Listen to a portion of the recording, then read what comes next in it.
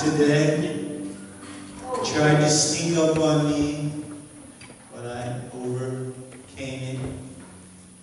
Some did not. God is good. We celebrated Lorenzo Balista's 76th birthday. It was good. Lots of good food. Let's get into God's Word. Steadfast, but not stuck. Okay? That's how we want to be. Steadfast, but not stuck. 1 Corinthians chapter 15 and verse 58. And then from there we'll move to Daniel with the story of Shadrach, Meshach, and Abednego. 1 Corinthians 15:58. Therefore, my beloved brethren, be steadfast, immovable, always abounding in the work of the Lord, knowing that your labor is not in vain in the Lord. Then Daniel chapter 3, verse 13. Then Nebuchadnezzar, in a rage and fury, gave the commandment to bring Shadrach, Meshach, and Abednego. So they brought these men before the king. Nebuchadnezzar spoke, saying to them, Is it true, Shadrach, Meshach, and Abednego, that you do not serve my gods, or worship the gold image which I have set up? Now, if you are ready at the time you hear the sound of the horn, the flute, the harp, the lyre, the psaltery, and the symphony with all kinds of music, and you fall down and worship the image which I have made, good. But if you do not worship, you shall be cast immediately into the midst of the burning fiery furnace. And who is the God who will deliver you from my hands? Shadrach, Meshach, and Abednego answered and said to the king, O Nebuchadnezzar, we have no need to answer you in this matter. If that is the case, our God whom we serve is able to deliver us from the burning fiery furnace, and he will deliver us from your hand, O king. But if not, let it be known to you, O king, that we do not serve your gods, nor will we worship the gold image which you have set up. Then Nebuchadnezzar was full of fury, and the expression on his face changed toward Shadrach, Meshach, and Abednego, and he spoke and commanded that the heat of the furnace 7 times more than it was usually heated. Yes, let's pray. Lord, speak to us tonight. How we can enjoy your goodness by being steadfast. Give us understanding. Expose truth to us, Father, in Jesus' great name. Amen. You may be seated. Steadfast. God's word, God, never, ever changes. Many things in our changing world. But God says, I am the same, I am the same, I am the same. 3 times he says, I never change. Well, King Nebuchadnezzar is ruling from the capital of Babylon.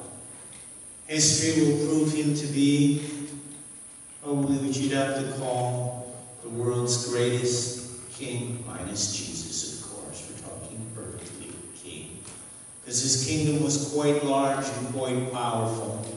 He had united many nations. And he had made this huge golden statue. It's about the size of some of our tallest pine trees. So imagine, if you will, one of them tall pine trees made out of gold. Wow. And he had made a commandment that when people heard the music, they were to bow toward this statue which he had set up in one of the plains there in Babylon. Well, Shadrach, Meshach, and Abednego get themselves arrested because they refused to bow down to this idol, to this golden statue. Daniel chapter 3, verse 16. They remain steadfast. What? They go against the ruler of their day, the president of not only that nation, but a number of nations. He was the ruler over them. Daniel 3:16. Shadrach, Meshach, and Abednego answered and said, O King Nebuchadnezzar, we have no need to answer you in this matter. If that is the case, our God whom we serve is able to deliver us from the burning fiery furnace. But they're steadfast. He said, let me make one thing clear. Even if God don't show up, we are not bowing down to that golden statue. And he will deliver us from your hand, O king. But if not, let it be known to you, O king, we will not serve your gods. Now, you know when they're saying this, what the alternative is. It's death. Nor will we worship the gold image which you have set up.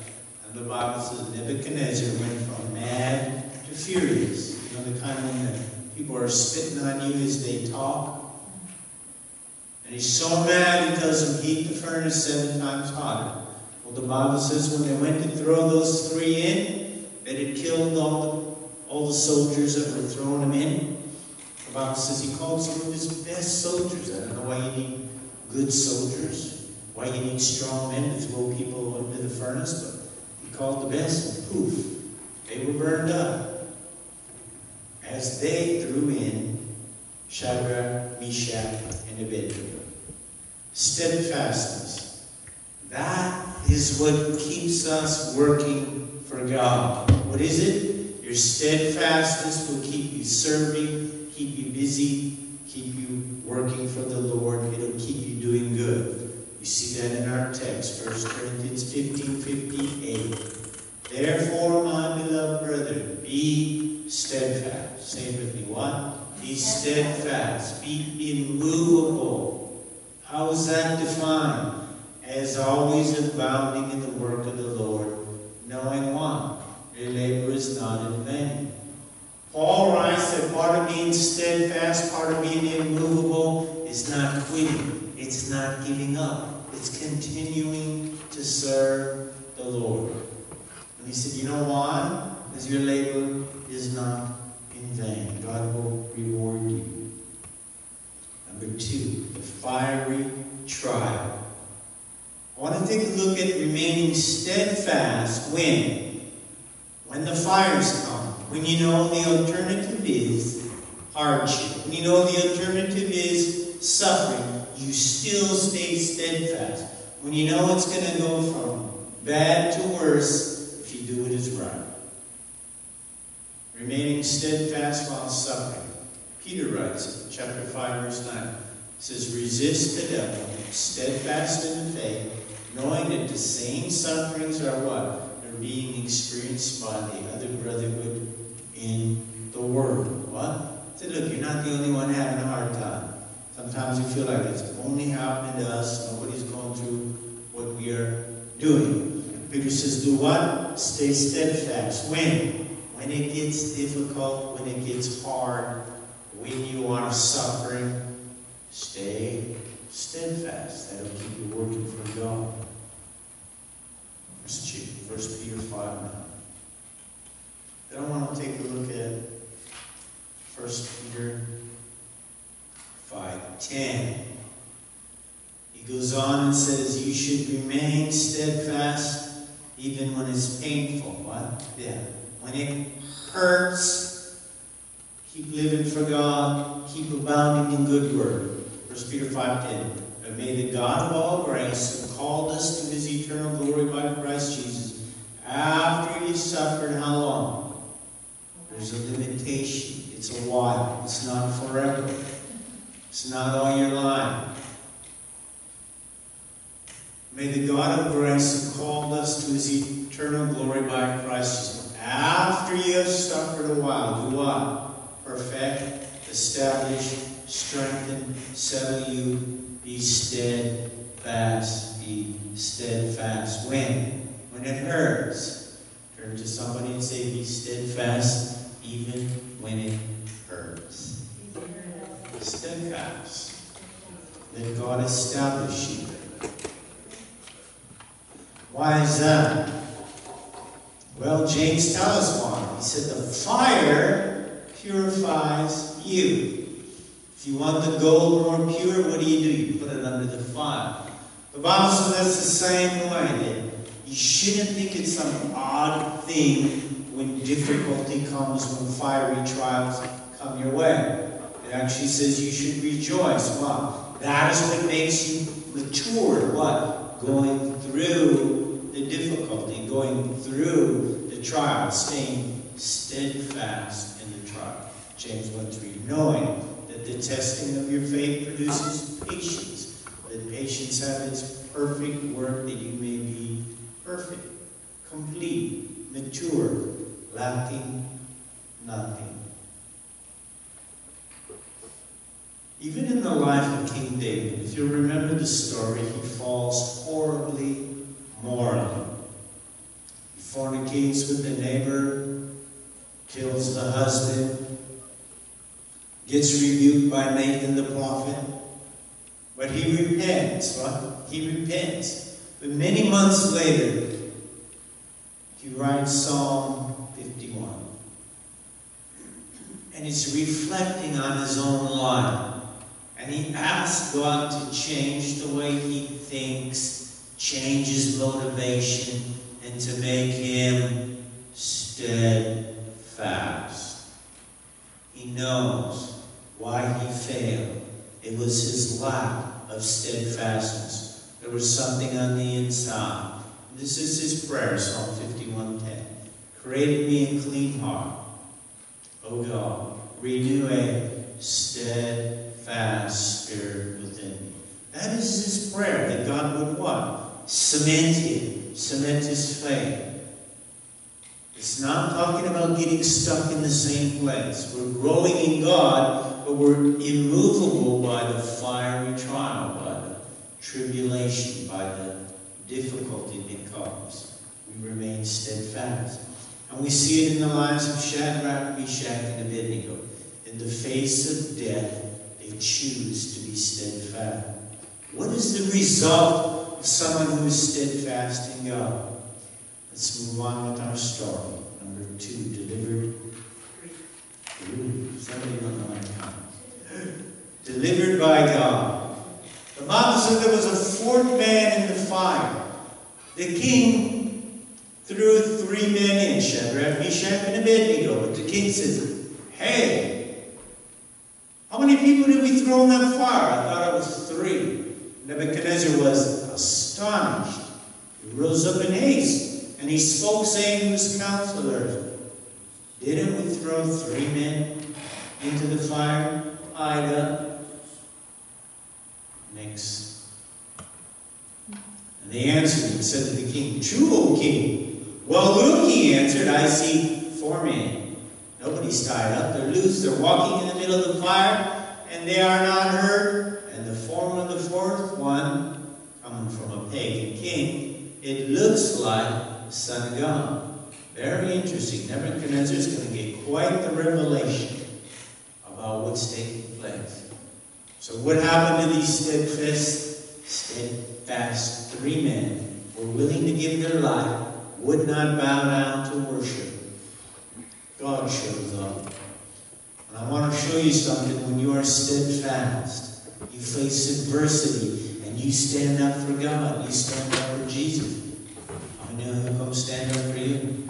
You see it in the life of Stephen. He's being stoned.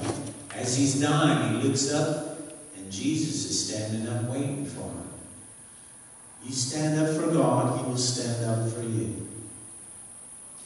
Well, the king remarks, I want you to watch the situation change now. I mean, the whole situation just spins on a dime. These guys are on their way to their death sentence. They're seemingly in a hopeless situation, but they say steadfast. But look, even if I gotta die, I will not bow down to that golden idol of yours. I will give my life before I will bow to that God.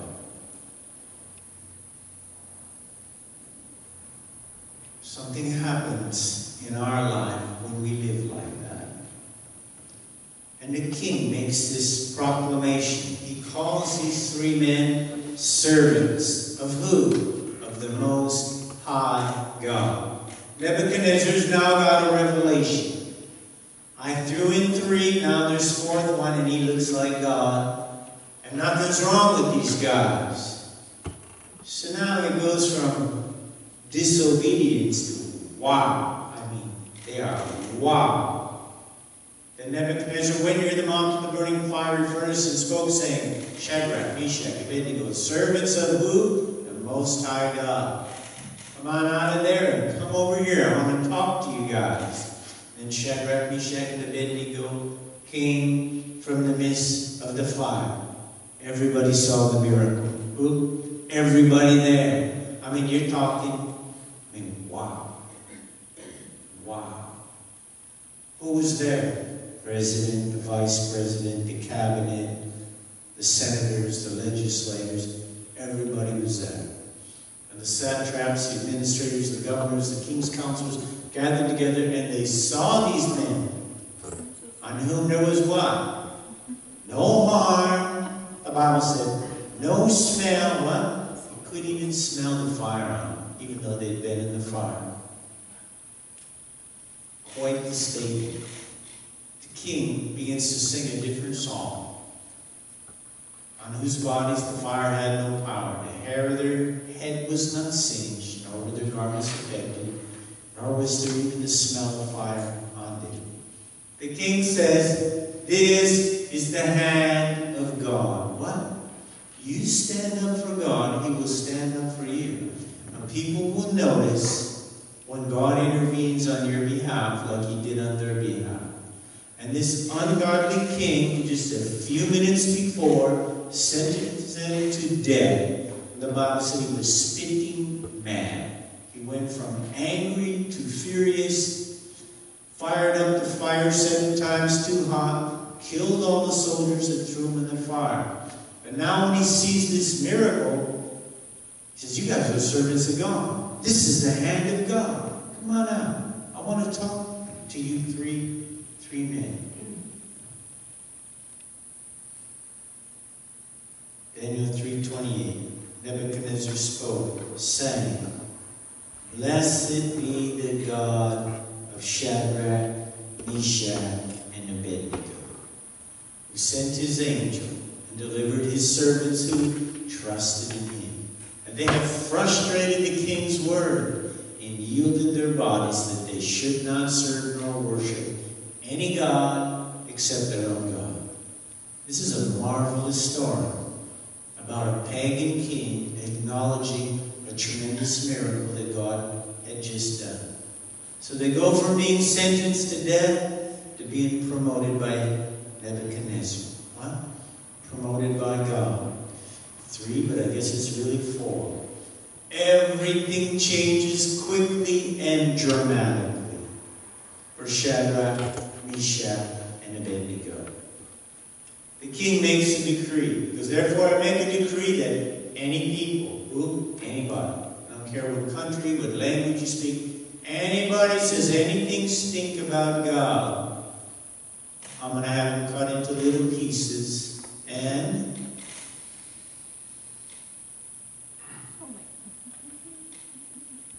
their houses shall be made into an ash heap, because there is no other God who can deliver like this. Then the king promoted Shadrach, Meshach, and Abednego in the province of Babylon.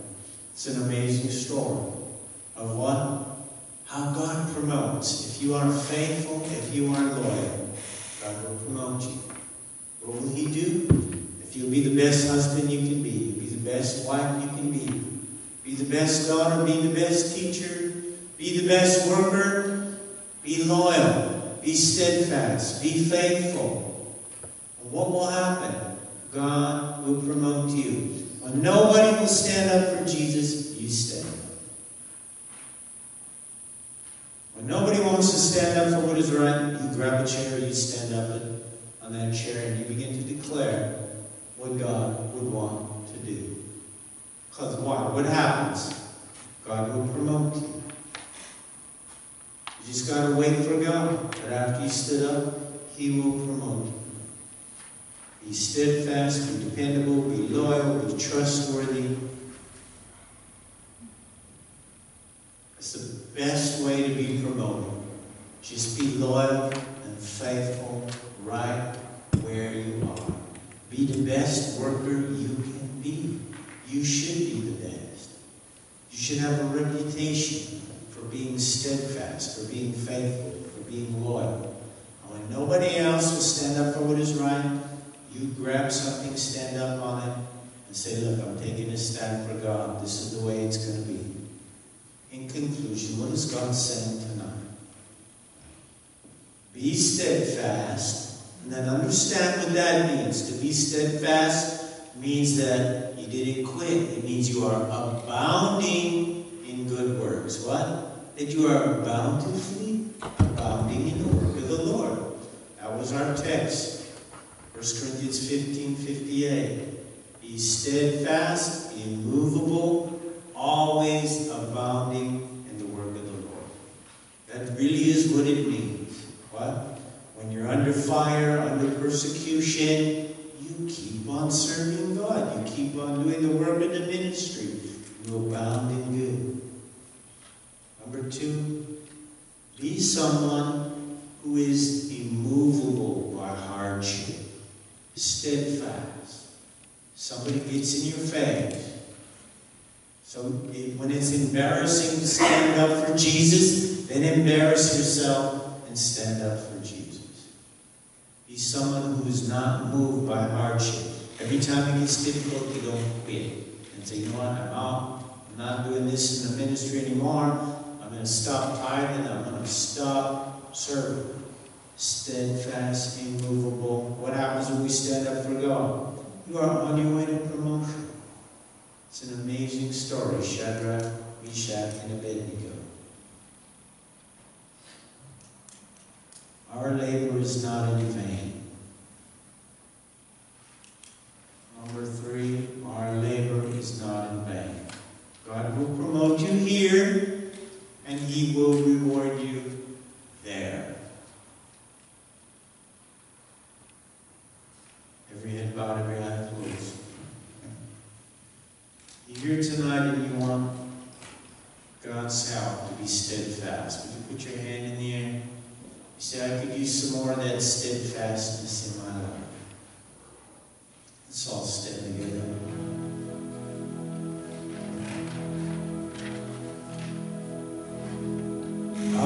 Develop a reputation as being steadfast.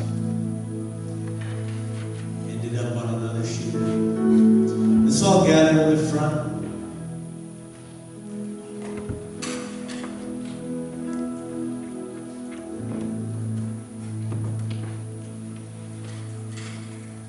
I want to be faithful and loyal as a husband. I want to be faithful and loyal as a Christian. I want to be faithful and loyal as an employee, as a worker, as a pastor. I want to be steadfast when it gets tough. We are reminded not to let up or to give up, but to continue to abound in the work of God. And the nature of God is to promote people